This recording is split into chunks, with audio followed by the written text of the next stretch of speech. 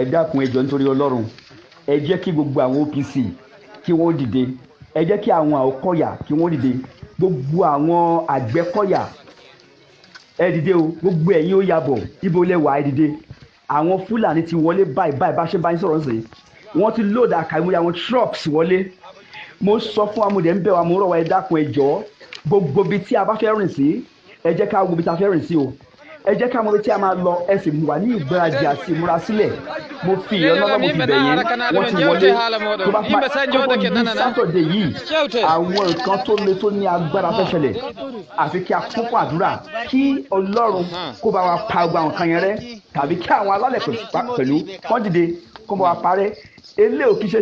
ẹjọ́ mo fi Ọlọ́run bẹ̀ yẹn I got this information from a very reliable source please ẹjọ́ nítorí Ọlọ́run orúkọ tèmi Dr. BJ Olówó láti ìṣọ̀kan ọmọ Oòduà Vanguard ẹjọ́ ẹ share information yìí kákàkiri